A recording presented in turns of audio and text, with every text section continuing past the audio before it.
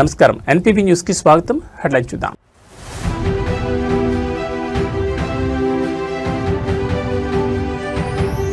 తిరుమలలో కలకలం, శ్రీవారి క్యూలైన్లో భక్తురాల్ని కాటేసిన పాము.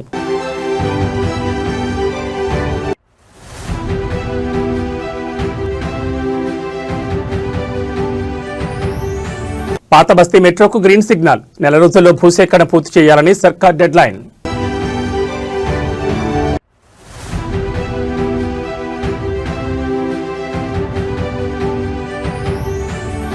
అక్షరాలు అంగడి సరుకయ్యాయి. యూపీలో ప్రభుత్వ నోటు పుస్తకాలు కిలో ₹4 విక్రయం.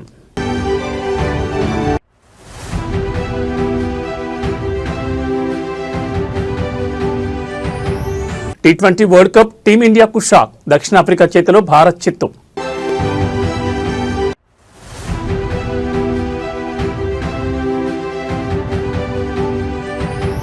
తెలుగు రాష్ట్రాలపై అల్పపీడన పంజా, ఏపీలో భారీ వర్షాలు, తెలంగాణలో వణికిస్తున్న చలి. ఇక వివరాలు చూస్తే తిరుమలలో భక్తులు ఒక్కసారిగా ఉలిక్కిపడ్డారు. శ్రీవారి దర్శనం కోసం వేచి చూస్తున్న క్యూలైన్లలో ఊహించని సంఘటన చోటు చేసుకుంది. గోవింద నామస్మరణతో మారుమోగే క్యూలైన్లలో ఒక్కసారిగా భయాందోళన నెలకొంది. ఒక భక్తురాల్ని పాము కాటేయడం ఇప్పుడు తిరుమలలో కలకలం రేపుతోంది. దీనికి సంబంధించిన పూర్తి వివరాలు చూస్తే ₹300 ప్రత్యేక ప్రవేశ దర్శనం క్యూలైన్లో పాము ప్రత్యక్షమైంది. తెలంగాణకు చెందిన మౌనిక అనే భక్తురాలు క్యూలైన్లో ముందుకు కదులుతున్న సమయంలో ఒక్కసారిగా పాము మౌనిక కాలుపై కాటేసింది. ఊహించని ఈ పరిణామంతో తోటి భక్తులు తీవ్ర భయాందోళనకు గురయ్యారు. అప్రమత్తమైన టీటీడీ సిబ్బంది వెంటనే మౌనికను తిరుమలలోని అశ్విని ఆసుపత్రికి తరలించి ప్రాథమిక చికిత్స అందించారు. పరిస్థితి దృష్ట్యా ఆమెను మెరుగైన చికిత్స కోసం తిరుపతిలోని స్విమ్స్ లేదా రుయా ఆసుపత్రికి తరలించినట్లు సమాచారం. సాధారణంగా తిరుమల కొండ శేషాచలం అడవుల మధ్య ఉంటుంది కాబట్టి అప్పుడప్పుడు వన్యప్రాణులు సంచరిస్తూ ఉంటాయి. కానీ అత్యంత రద్దీగా ఉండే ₹300 క్యూలైన్లోకి పాము రావడం ఇప్పుడు చర్చనీయాంశంగా మారింది. అసలు క్యూలైన్ల నిర్వహణలో భద్రతా లోపాలున్నాయా, పారిశుద్ధ్య పనులు సరిగ్గా జరగడం లేదా అనే ప్రశ్నలు భక్తుల నుంచి వినిపిస్తున్నాయి. ఏది ఏమైనా పుణ్యక్షేత్రానికి వచ్చి ఇలాంటి ప్రమాదానికి గురవడం భక్తులను ఆవేదనకు గురిచేస్తోంది. టీటీడీ ఎక్కడైనా క్యూలైన్ల వద్ద పారిశుద్ధ్యం మరియు భద్రతను మరింత కఠినతరం చేయాలని భక్తులు కోరుతున్నారు.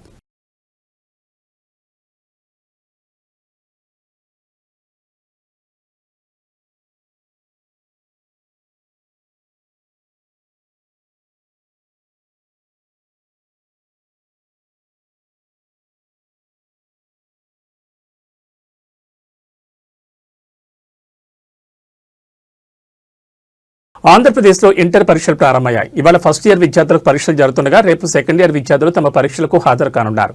పరీక్షల నిర్వహణ కోసం రాష్ట్ర వ్యాప్తంగా 1537 కేంద్రాలను ఇంటర్ బోర్డు ఏర్పాటు చేసింది. పరీక్ష సమయానికి ఒక్క నిమిషం ఆలస్యమైనా లోపలికి అనుమతించేది లేదని అధికారులు ముందే స్పష్టం చేశారు. ఆంధ్రప్రదేశ్లో ఇంటర్ పరీక్షలు ప్రారంభమయ్యాయి. ఇవాళ ఫస్ట్ ఇయర్ విద్యార్థులకు పరీక్షలు జరుగుతుండగా రేపు సెకండ్ ఇయర్ విద్యార్థులు పరీక్షలకు హాజరు కాబోతున్నారు. అయితే కొంతమంది ఎగ్జామ్ హాల్కి ఆలస్యంగా రావడంతో వారిని గేటు దగ్గరే ఆపేశారు సిబ్బంది. లోపలికి పంపించాలని గేటు దగ్గర నిలబడి ఎదురు చూస్తున్నారు విద్యార్థులు. ట్రాఫిక్ కారణంగా ఆలస్యమైందని, ఈసారికి అనుమతించాలని తల్లిదండ్రులు వేడుకున్నారు. సిబ్బంది అనుమతించకపోవడంతో విద్యార్థులు కంటతడి పెట్టారు. ఈ ఒక్కసారికి అనుమతించాలని గేటు దగ్గర నిలబడి కన్నీరు పెట్టుకున్నారు. ఆంధ్రప్రదేశ్ రాష్ట్ర వ్యాప్తంగా ఈ సంవత్సరం మొత్తం 10,57,899 మంది విద్యార్థులు పరీక్షలకు హాజరవుతున్నారు. ఇందులో 5,31,275 మంది మొదటి సంవత్సరం విద్యార్థులుండగా 5,26,264 మంది ద్వితీయ సంవత్సరం విద్యార్థులు హాజరు కానున్నారు. పరీక్షలు ఉదయం 9 గంటల నుంచి మధ్యాహ్నం 12 గంటల వరకు జరగనున్నాయి. పరీక్ష సమయానికి ఒక్క నిమిషం ఆలస్యమైన కేంద్రంలోకి అనుమతించబోరని, ముందే సెంటర్కు చేరుకోవాలని ఇంటర్ బోర్డు స్పష్టం చేసింది.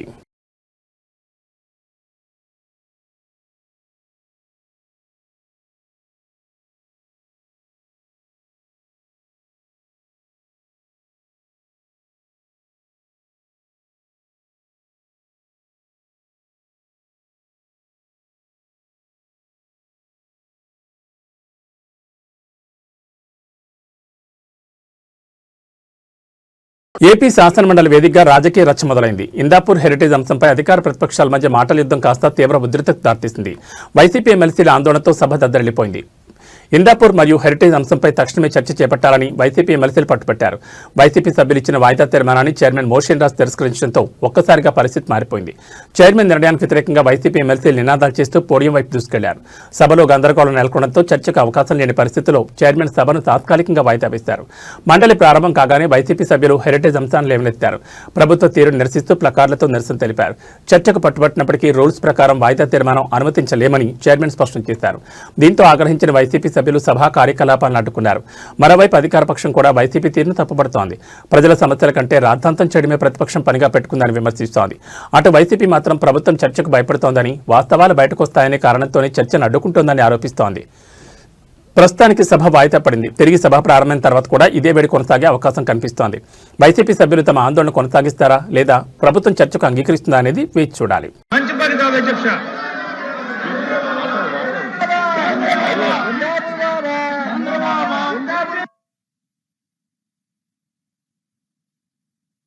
ఆర్డర్లో పెట్టమని కోరుకుంటున్నాం అధ్యక్ష. ఈ రకంగా వాళ్ళు వచ్చి పోడియం మీద మీ మీద దాడి చేసేలాగా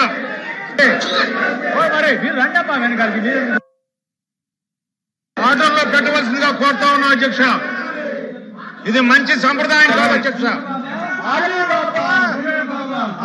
భాగ్యనగర వాసులకు, ముఖ్యంగా పాత బస్తీ ప్రజలకు ఒక బిగ్ అప్డేట్. ఎన్నో ఏళ్లుగా కాగితాలకే పరిమితమైన పాత బస్తీ మెట్రో లైన్ ఇప్పుడు పట్టాలెక్కేందుకు సిద్ధమవుతోంది. మెట్రో 2వ విడత పనుల్లో భాగంగా ప్రభుత్వం అత్యంత కీలకమైన అడుగు వేసింది. పాత బస్తీ మెట్రో భూసేకరణ ప్రక్రియను కేవలం నెల రోజుల్లోనే పూర్తి చేయాలని ప్రభుత్వం అధికారులను ఆదేశించింది. ఎంజీబీఎస్ నుంచి ఫలక్నుమా వరకు సాగే ఈ 5.5 కిలోమీటర్ల లైన్పై ఉన్న అడ్డంకులన్నీ తొలగిపోనున్నాయి. ఎట్టి పరిస్థితుల్లోనూ పనులు ఆలస్యం కాకూడదని, బాధితులకు నష్టపరిహారం చెల్లింపులో పారదర్శకత ఉండాలని స్పష్టం చేసింది. ఈ ప్రాజెక్టు పూర్తయితే పాత బస్తీ నుంచి నగరంలోని ఇతర ప్రాంతాలకు రవాణా కష్టాలు తీరనున్నాయి. హైదరాబాద్ మెట్రో ఫేజ్ 2లో భాగంగా పాత బస్తీ లైన్ నిర్మాణం ఇప్పుడు టాప్ ప్రయారిటీగా మారింది. గతంలో అనేక సాంకేతిక మరియు భూసేకరణ ఇబ్బందుల వల్ల ఈ ప్రాజెక్టు నిలిచిపోయింది. కానీ ఇప్పుడు ప్రభుత్వం యుద్ధ ప్రాతిపదికన పనులు పూర్తి చేయాలని నిర్ణయించింది. ముఖ్యంగా దారిలో ఉన్న మతపరమైన కట్టడాలు, వారసత్వ కట్టడాలకు నష్టం కలగకుండా డిజైన్లలో మార్పులు చేసిన సంగతి తెలిసిందే. ఇప్పుడు భూసేకరణకు సంబంధించి 1 మంత్ డెడ్ లైన్ విధించడంతో ఇక జేసీబీలు రంగంలోకి దిగడమే తరువాయని తెలుస్తోంది. నెల రోజుల్లో భూసేకరణ పూర్తయితే వచ్చే కొన్ని నెలల్లోనే పిల్లర్ల నిర్మాణం ప్రారంభమయ్యే అవకాశం ఉంది. పాత బస్తీ మెట్రో అందుబాటులోకి వస్తే చార్మినార్, సాలార్జంగ్ మ్యూజియం వంటి పర్యాటక ప్రాంతాలకు వెళ్లే భక్తులు, పర్యాటకులకు ట్రాఫిక్ తిప్పలు తప్పుతాయి.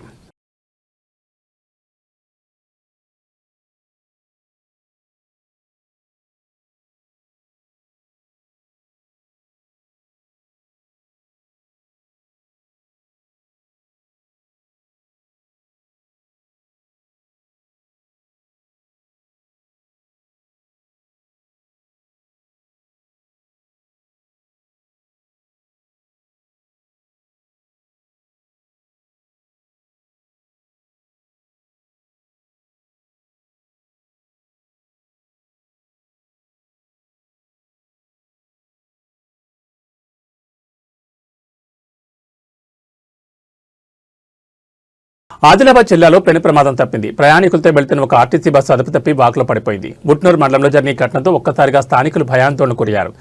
ఉట్నూరు మండలం షాంపూర్ బ్రిడ్జ్ వద్ద వాగులో బోల్తాపడిన ఆర్టీసీ బస్సు బ్రిడ్జిపై వెళ్తున్న క్రమంలో ఒక్కసారిగా అదుపు తప్పి వాగులోకి దూసుకెళ్లిన వాహనం. బస్సులోని పలువురు ప్రయాణికులకు తీవ్ర గాయాలయ్యాయి. వెంటనే వారిని చికిత్స నిమిత్తం సమీప ఆసుపత్రికి తరలించారు. సమాచారం అందిన వెంటనే ఘటనా స్థలానికి చేరుకున్న పోలీసులు మరియు రెవెన్యూ అధికారులు స్థానికుల సహాయంతో రెస్క్యూ ఆపరేషన్ ప్రారంభించారు. ఆదిలాబాద్ జిల్లా ఉట్నూరు పరిధిలో ఈ విషాద ఘటన చోటు చేసుకుంది. షాంపూర్ బ్రిడ్జి వద్ద ప్రయాణికులతో వెళ్తున్న ఆర్టీసీ బస్సు డ్రైవర్ నియంత్రణ కోల్పోవడంతో నేరుగా వాగులోకి పడిపోయింది. బస్సు పడిన సమయంలో ప్రయాణికుల ఆర్తనాదాలతో ఆ ప్రాంతం దద్దలింది. స్థానికులు వెంటనే స్పందించి బస్సు అద్దాలు పగలగొట్టి ప్రయాణికులను బయటకు తీశారు. గాయపడిన వారిని ఉట్నూరు ప్రభుత్వ ఆసుపత్రికి తరలించారు. వీరిలో కొందరి పరిస్థితి విషమంగా ఉన్నట్లు తెలుస్తోంది.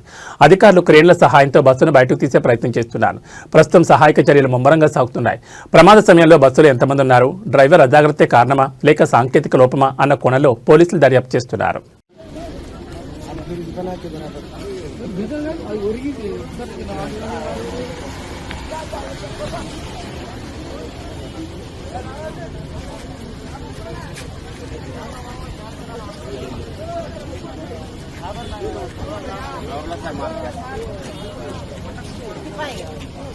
తెలంగాణలో గత ప్రభుత్వం చేపట్టిన ప్రాజెక్టులు 80% పూర్తయినా మిగిలిన 20% పనులు పూర్తి చేయడానికి రాష్ట్ర ఖజానాలో సరిపడ నిధులు లేవని ముఖ్యమంత్రి రేవంత్ రెడ్డి అసహనం వ్యక్తం చేశారు. గత పాలకుల తప్పిదాల వల్ల రాష్ట్రం అప్పుల ఊబిలో కోరుకుపోయిందని ఆయన ఆరోపించారు. అయితే ముఖ్యమంత్రి వ్యాఖ్యలపై ప్రతిపక్షాలు తీవ్రస్థాయిలో ధ్వజమెత్తున్నాయి. రాష్ట్ర అభివృద్ధికి ప్రాజెక్టులకు నిధులు లేవంటున్న ప్రభుత్వం మరి పార్టీ ప్రచారాలకు, ఇతర కార్యక్రమాలకు వేల కోట్లు ఎక్కడి నుంచి వస్తున్నాయని విపక్ష నేతలు ప్రశ్నిస్తున్నారు. ఒకవైపు ప్రాజెక్టులు ఆగిపోతున్నాయని ఆవేదన, మరోవైపు నిధుల మళ్లింపుల ఆరోపణలు. ఈ నేపథ్యంలో అసలు రాజకీయ సమీకరణాలు ఎలా ఉన్నాయో, రాష్ట్ర ఆర్థిక పరిస్థితిపై శ్వేతపత్రం విడుదల చేసిన ప్రభుత్వం అప్పుల వడ్డీలకే సగం ఆదాయం పోతోందని చెప్తోంది. 80% పూర్తయిన ప్రాజెక్టులను గాలి కుదిలేసి కొత్త పథకాలకు నిధులు ఎలా కేటాయిస్తారని సామాన్య ప్రజలు సైతం సోషల్ మీడియా వేదికగా ప్రశ్నిస్తున్నారు. కాంగ్రెస్ పార్టీ అవసరాల కోసం భారీగా నిధులు వెచ్చిస్తున్నారన్న ఆరోపణలపై అధికార పక్షం ఇప్పటివరకు స్పష్టమైన వివరణ ఇవ్వలేదు. నిధుల వివాదంపై ప్రభుత్వం ఇచ్చే తదుపరి వివరణ కోసం వేచి చూడాలి.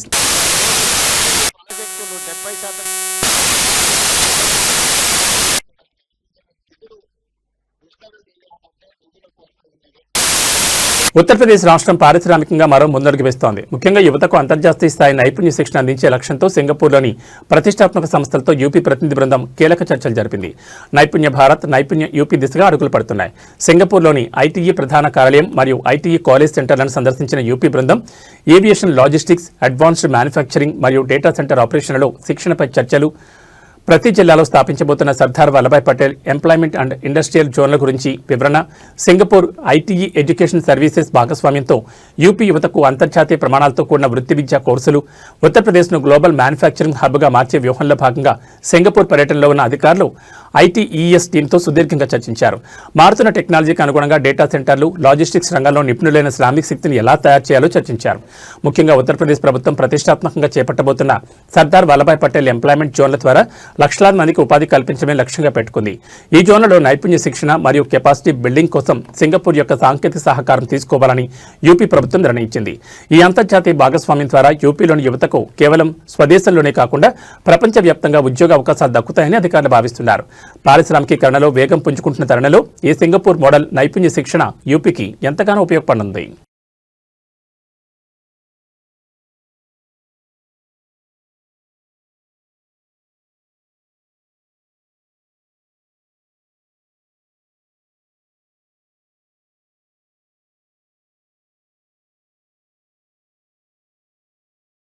నెల్లూరు జిల్లాలో పెను ప్రమాదం తప్పింది. కోవూరు వారధి సెంటర్ సమీపంలోని ముంబై జాతీయ రహదారిపై ఒక సిమెంట్ లారీ బీభత్సం సృష్టించింది.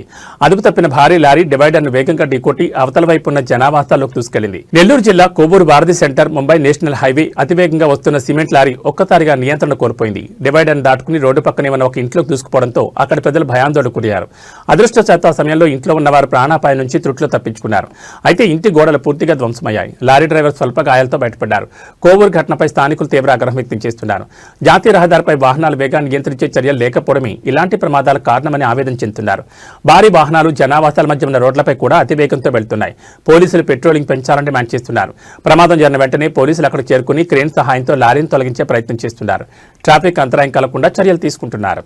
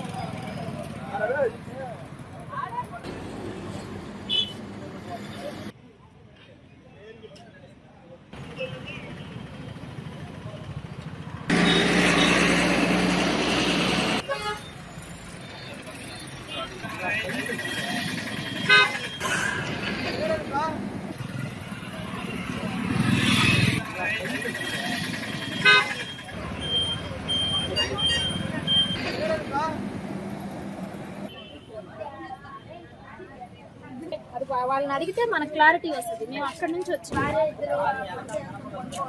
1 గంట అప్పుడు మేము లేచి ఏంటి దబ్బని సౌండ్ వచ్చింది. ముందు మామూలుగా అప్పుడప్పుడు పంచులు అవుతా ఉంటాయి ఈ లారీలు వెనక. సరేలే పంచులు అయిందిలే అని అనుకున్నాము. మా ఇంటి పక్కన ఒక అబ్బాయి వచ్చి మామ మీ ఇల్లెక్కేసింది లారీ అనలకే మా ఆయన పరిగెత్తుకుంటా వచ్చాడన్న. పరిగెత్తుకుంటా వచ్చే లోపలికి ఆ లారీ ఇంటి మీద నుంచి దోసుకొని వచ్చేస్తుంది. కింద వాళ్ళిద్దరు ఉండిపోయి ఉన్నారు, మా పెదబాబు పెదమ్మ. వాళ్ళని మా ఊళ్ళో లాగారు బయటికి. లారీలో అబ్బాయిని కూడా మా ఆయనే లాగాడు. ఆయన పేరు మౌలాలి మస్తానమ్మ. హాస్పిటల్లో ఉండారన్న. కొంచెం నరాలు ఏందో చిట్లున్నాయంట. ఎక్స్రేలు తీస్తా ఉన్నారు. తల దగ్గర దెబ్బ ఉందంట. ఆపరేషన్ చేయాలి.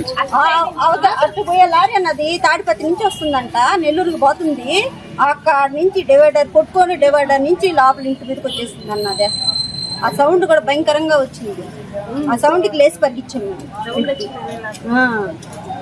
ఉత్తరప్రదేశ్లో విద్యా వ్యవస్థను ఉలిక్కిపడేలా చేసిన ఒక దారుణ ఘటన వెలుగులోకి వచ్చింది. పేద విద్యార్థులకు ఉచితంగా అందాల్సిన నోట్ పుస్తకాలు, అక్షరాలు దిద్దాల్సిన చోటు నుండి అంగడి సరుగ్గా మారిపోయాయి. ఉత్తరప్రదేశ్లోని విద్యాశాఖ నిల్వ ఉంచిన వేల సంఖ్యలో నోట్ పుస్తకాలు బహిరంగ మార్కెట్లో కిలోల లెక్కన అమలవుతున్నాయి. ప్రభుత్వ ముద్ర ఉన్న ఈ పుస్తకాలను చిత్తు కాగితాల ధరకు విక్రయిస్తుండడం కలకలం రేపింది. ఒక అప్రమత్తమైన పౌరుడిచ్చిన సమాచారం మేరకు పోలీసులు జరిపిన దాడుల్లో షాకింగ్ నిత్యాలు బయటపడ్డాయి. సుమారు 15,000 నోట్ పుస్తకాలను అధికారులు స్వాధీనం చేసుకున్నారు. ఇవన్నీ ప్రభుత్వ పాఠశాలలోని విద్యార్థులకు పంపిణీ చేయాల్సినవి. మార్కెట్లో ఒక్కో పుస్తకం విలువ 10 రూపాయలు ఉంటే ఇక్కడ మాత్రం కేవలం 4 రూపాయలకే కిలో చొప్పున విక్రయిస్తున్నట్టు తేలింది.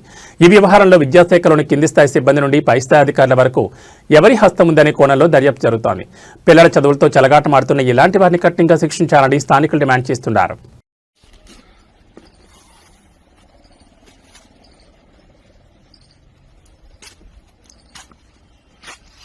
सरकारी किताबों से लदा हुआ बंडल, ये देखिए कौन सी किताबें ये भी आपको दिखाते हैं। समग्र शिक्षा कक्षा 4 के लिए कला की पाठ्य पुस्तक,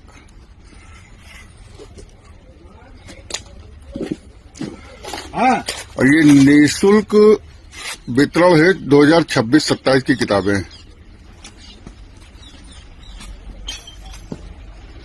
ये पूरा ट्रक भरा हुआ है।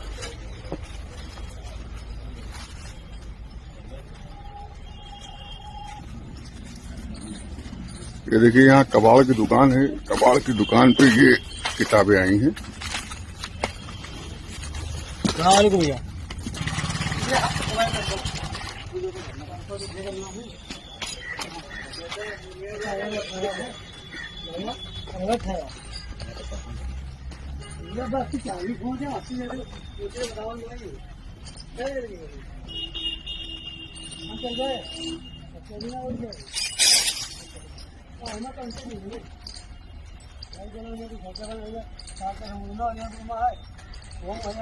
T20 ప్రపంచ కప్ 2026 సూపర్ 8 దశలో భారత్ జట్టుకు చేదు ఆరంభం ఎదురైంది. అహ్మదాబాద్లో నరేంద్ర మోడీ స్టేడియంలో దక్షిణాఫ్రికాతో జరిగిన తొలి మ్యాచ్లో టీమిండియా 76 పరుగుల భారీ తేడాతో ఓటమి పాలైంది.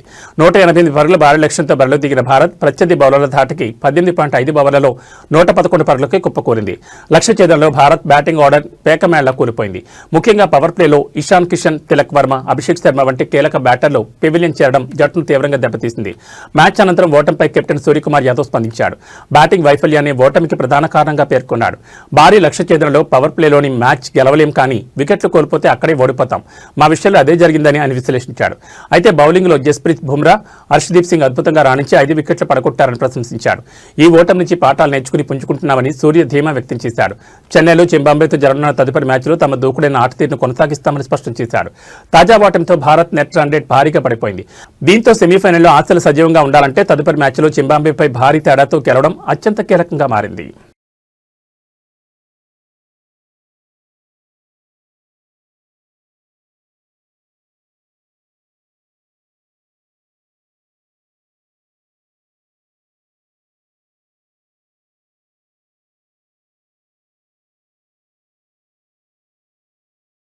తెలుగు రాష్ట్రాల వాతావరణం ఒక్కసారిగా మారిపోయింది. బంగాళాఖాతంలో ఏర్పడిన అల్పపీడనం ఇప్పుడు ఏపీ తీరానికి కమ్మేస్తోంది. రాగల 24 గంటలు అత్యంత కీలకం కానున్నాయి.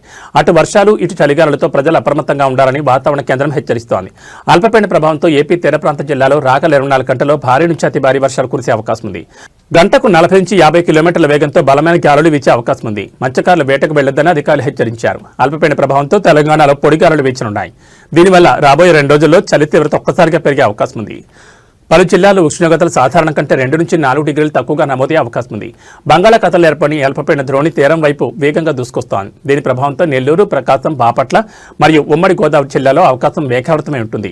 ఇప్పటికే పలుచోట్ల చిరుజల్లులు మొదలయ్యాయి. లోతట్టు ప్రాంతాల ప్రజలు అప్రమత్తంగా ఉండాలని విపత్తు నిర్వహణ శాఖ సూచించింది. మరోవైపు తెలంగాణలో వాతావరణం భిన్నంగా ఉంది. ఆకాశం నిర్మలంగా ఉన్నప్పటికీ ఉత్తర భారత్ నుండి వీస్తున్న చలిగాలులకు తోడు అల్పపీడన ప్రభావంతో రాష్ట్రమంతటా చలిపూలి పంజా విసురుతోంది. ముఖ్యంగా ఏజెన్సీ ప్రాంతాలు మరియు హైదరాబాద్ శివారు ప్రాంతాల్లో రాత్రి ఉష్ణోగ్రతలు భారీగా పడిపోయే అవకాశం ఉంది.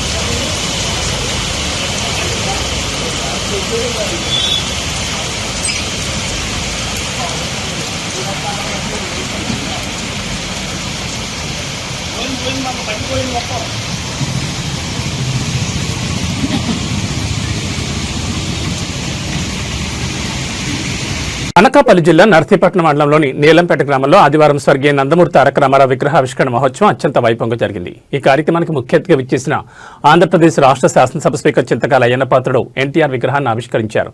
గ్రామానికి చేరుకున్న స్పీకర్కి గ్రామ మహిళలు హారతులతో, యువత బాణాసంచా మోతలతో ఘనంగా స్వాగతం పలికారు. ఈ సందర్భంగా ఏర్పాటు చేసిన సభలో అయ్యన్న పాత్రుడు మాట్లాడుతూ తనకు జన్మనిచ్చిన తల్లిదండ్రుల తర్వాత రాజకీయ జీవితాన్ని ప్రసాదించిన మహనీయుడు నందమూరి తారక రామారావుని భావోద్వేగంతో గుర్తు చేసుకున్నారు. కేవలం 25 ఏళ్ల వయసులోనే తనను పిలిపించి ఎమ్మెల్యే టికెట్ ఇచ్చి అతి చిన్న వయసులోనే మంత్రిగా అవకాశం కల్పించిన ఘనత ఎన్టీఆర్దేనని కొనియాడారు. కేజీ బియ్యం ₹2 పథకం, ఆడబిడ్డలకు ఆస్తిలో సమాన హక్కు, రాజకీయాల్లో మహిళలకు 33% రిజర్వేషన్ వంటి విప్లవాత్మక నిర్ణయాలు తీసుకున్న ఏకైక నాయకుడు ఎన్టీఆర్ అని ఆయన స్మరించుకున్నారు. తిరుపతిలో పద్మావతి మహిళా యూనివర్సిటీ స్థాపన ద్వారా మహిళా విద్యకు ఆయన పెద్దపీట వేస్తారని తెలిపారు. అనంతరం గ్రామ అభివృద్ధిపై స్పందిస్తూ గత ఏడాది నీలంపేట అభివృద్ధి కోసం ₹41,50,000 మంజూరు చేశానని, అందులో రోడ్ల పనులు పూర్తయ్యాయని, శ్మశాన వాటిక పనులు త్వరగా పూర్తి చేయాలని సూచించారు. అలాగే ఈ ఏడాది మరో 6 రోడ్ల నిర్మాణానికి ₹30 లక్షల కేటాయించినట్లు వెల్లడించారు. త్వరలోనే డిగ్రీ కాలేజ్ రోడ్డు నుండి గ్రామం వరకు మిగిలిన రోడ్డు పనులకు కూడా పూర్తి చేస్తామని హామీ ఇచ్చారు. ఈ కార్యక్రమంలో నర్సీపట్నం పట్టణ టీడీపీ పార్టీ అధ్యక్షులు కౌన్సిలర్ చింతకాయల రాజేష్, టీడీపీ నాయకులు Bolem Srinivas, Venkinaidu, ZPTC Ramanamma, market committee chairman Gavireddy Venkataramana, Shri Rangaswamy, Bolem Ramprasad, municipality కౌన్సిలర్లు మరియు పార్టీ శ్రేణులు భారీ సంఖ్యలో పాల్గొన్నారు. నమస్కారం అండి. మరి ఈరోజు చాలా ఆనందకరమైన విషయం. ఎందుకంటే నాకు తల్లి తండ్రి తర్వాత నాకు ఈ జీవితాన్ని ఇచ్చింది నందమూరి తారక రామారావు గారు. మీ అందరికీ తెలుసు, నేను చిన్నప్పుడు చదువుకున్న తర్వాత డిగ్రీ పాస్ అయ్యాను. డిగ్రీ పాస్ అయిన తర్వాత నాకు అప్పుడు 25 సంవత్సరాలు. ఇప్పుడైతే 70 వచ్చాయి నాకు. ఇప్పుడే నేను కుర్రోడ్ని కాదు, 70 సంవత్సరాలు వచ్చాయి నాకు. 25 సంవత్సరాల వయసు ఉన్నప్పుడు ఎన్టీ రామారావు గారు నన్ను పిలిపించారు హైదరాబాద్. పిలిపించి రమ్మంటే వెళ్ళాను. రామారావు గారి ఇంటికి వెళ్తే నీకు ఎమ్మెల్యే టికెట్ ఇస్తాను, పోటీ చేస్తామని అడిగారు. అప్పుడు నాకు ఎమ్మెల్యే అంటే తెలీదు, రాజకీయాలు తెలీదు. తాతయ్య గారు చనిపోయినప్పుడే పచ్చాపోతులు గారు, సార్ నాకు రాజకీయాలు తెలియదు సార్, ఎలాగంటే పోటీ చేయవా అన్నారు. సరే మీరు చెప్తారు కాబట్టి పోటీ చేస్తున్నాను. అప్పుడు వచ్చి నర్సీపట్నం వచ్చి ఎమ్మెల్యేకి పోటీ చేశాను. మరి ఇవాళ రాజకీయాల్లో ఈ స్థాయికి ఎదిగానంటే మా తాతయ్య గారు, మా నాన్నగారు, తర్వాత ఎన్టీ రామారావు గారే అని ఎప్పుడు కూడా ఇవి బులెటిన్ విశేషాలు. నమస్కారం.